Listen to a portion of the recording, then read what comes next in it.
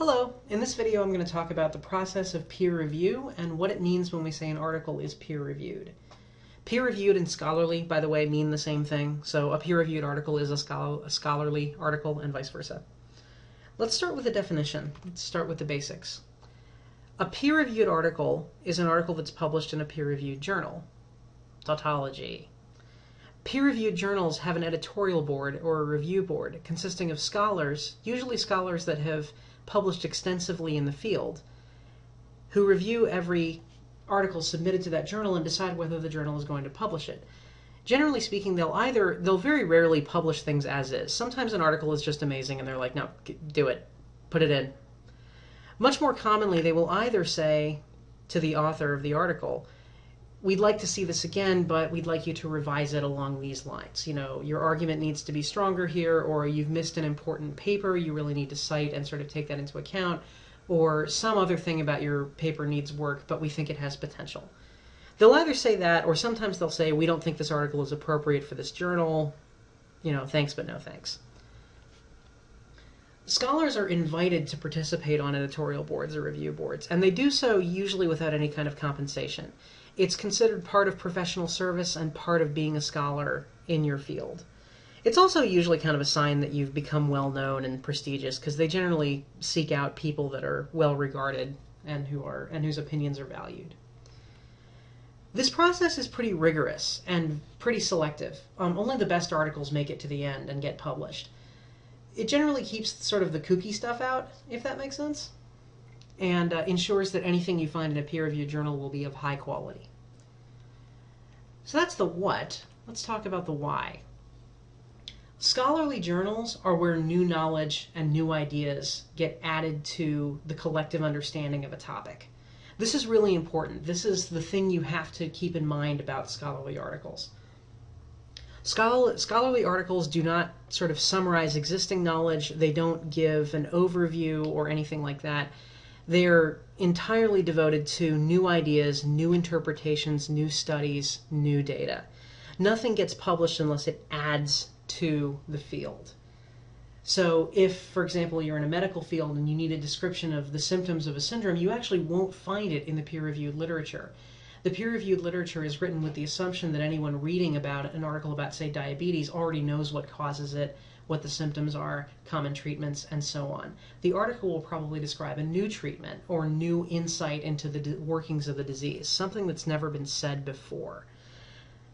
This is the gold standard for scholarly communication. This is how scholars sort of become famous and make their names in their field. You have to find something or come up with an idea or discover something that's never been seen before.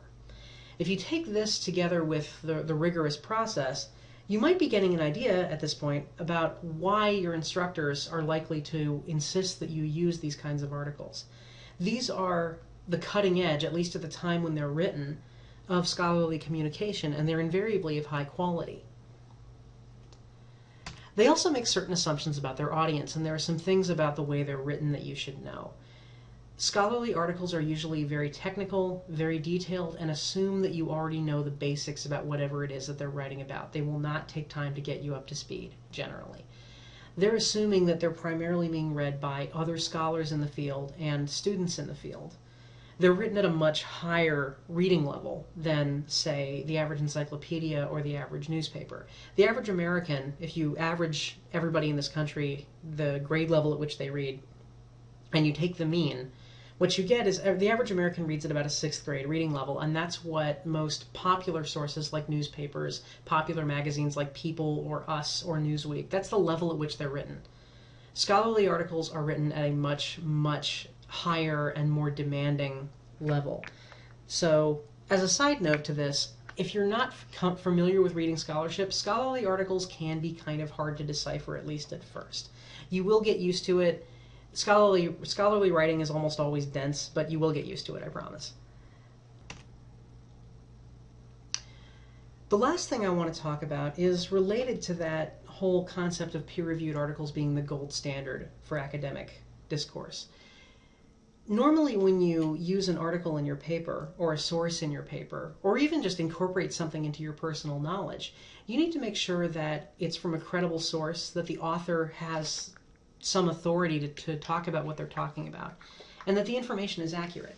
The handy thing about peer review is that the review board basically does most of the legwork on that for you.